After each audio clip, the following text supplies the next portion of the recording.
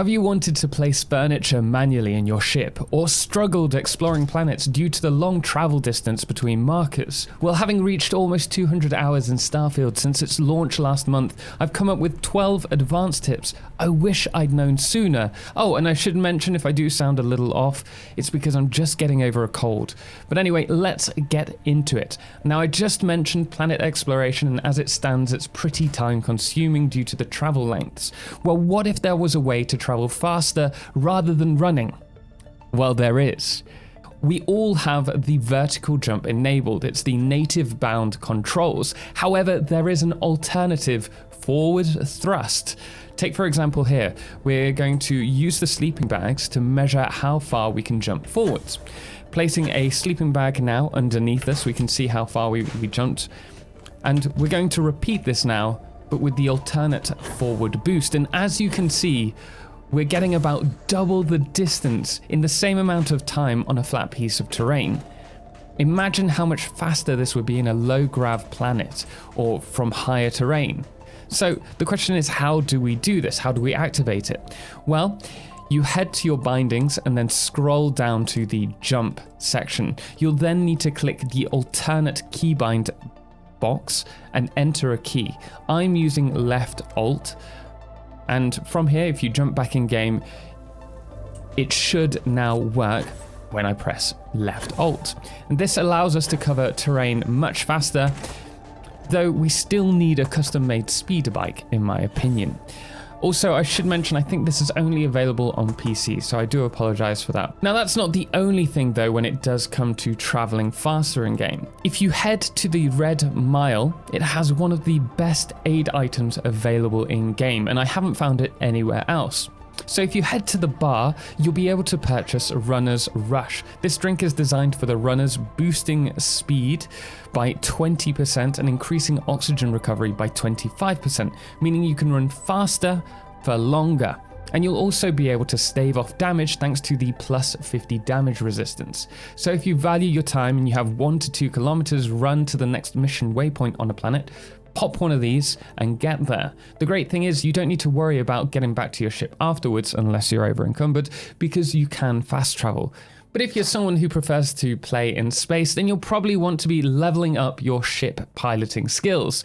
But if you're struggling to find enemies early on in the game, it can take a huge amount of time. You'll need to head to the Vanguard Pilot Simulator, because each simulated kill will count towards the challenge, and you can get into the Vanguard right from the get-go. Speaking of ships, you may also know that ship dealers have different and unique parts, and some will actually allow you to control the placement of doors on your ship, as I've demonstrated in my previous video. I'll put a link to that actually in the cards, which will be placed in the description below if you do want to check that out. But you'll also find better equipment as you level up. Some are locked behind the Starship design skill, but as you level up, you'll find that you have new items or modules available to you, which are currently locked behind this level cap. And I can prove this by quickly leveling up using a console command.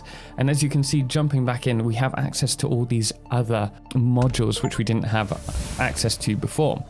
Also, another thing, capturing ships can help bring you a juicy little bit of profit. However, it's expensive to register a ship, at least it is in ports. So when you first capture a ship, while still in space, go to your ship screen and you can register it there. And it's sometimes cheaper, not always though, I've noticed. But the big thing about this is that you'll be able to hop immediately back into your main ship and then go on to take over some other ships without wasting any time. This will allow you to boost your credits per hour grind quite considerably.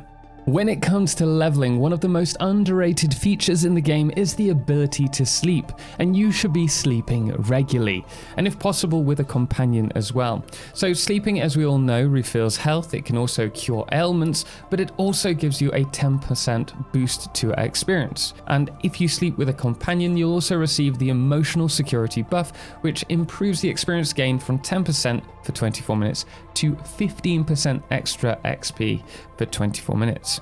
And you can actually squeeze a little bit more experience out of this by using food items such as tea, or if you have the, I think it's the kid perk at the start of the game, you can get the recipe for homemade meatloaf, which gives you a 1% boost to experience as well. Next, let's talk about weapons. You can tell what tier your weapon is based on the weapon's name. So in this example, the base level is the Solstice. You then have the Calibrated Solstice, the Refined Solstice, Advanced Solstice, and finally the Superior Solstice. These are the 5 tiers currently available and shouldn't be confused with weapon rarity, which is dependent on the amount of fixed perks a weapon has. If outpost building is your thing, but you always find buildables misaligned, head to settings, then controls, and down to outpost item rotation speed. You can reduce this as much as you want to allow you to make perfect placement. And it works for furniture too. Speaking of which, wouldn't it be great if we could add our own furniture to our ships? Well, it is in fact possible. However, to do this, you will have to use a console command. To do this, head to your ship and stand in a location that you want the decorational switch to be placed. Once there, head to the console commands and type player.place@me, that's all one word, followed by space 00024DC7 space 1. If done right, pressing enter will spawn a decorational console on the floor. You can then click E to add furniture to your ship.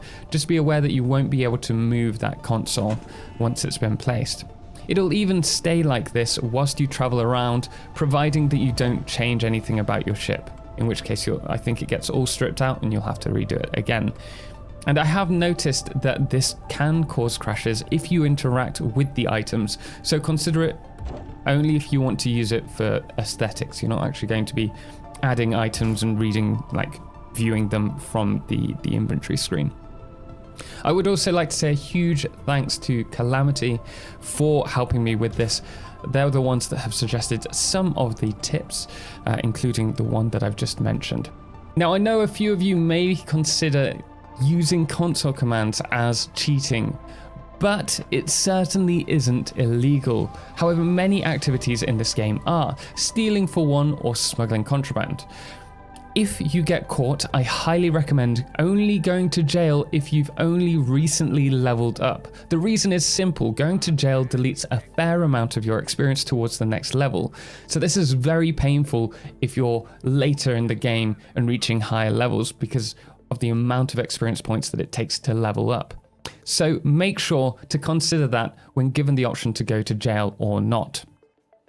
And finally, if you're looking for better loot, you'll need to find legendary enemies. These are the tougher enemies you find occasionally, and if you increase your difficulty to very hard in game in the settings, you'll encounter more legendary enemies, which means more loot. But if that is too difficult for you, you can always reduce the difficulty when you come into contact with them. This makes them less spongy and you can get rid of them quite easily. And from there, you can always turn the difficulty back up after. But there you are, 12 advanced tips to make the most of your playthrough. Now, do let me know which tip was your favorite in the comments below, and make sure to subscribe for more. Special thanks does go to our awesome patrons, most notably our Solarclipse patrons, James Owen, Firefless, and Treble, as well as our Lunars, the Calamity, Ben, Star, That Dude AW, and our Blood Moon of the Day, which today is the Gaming Trucker. Until next time, as always, ciao for now.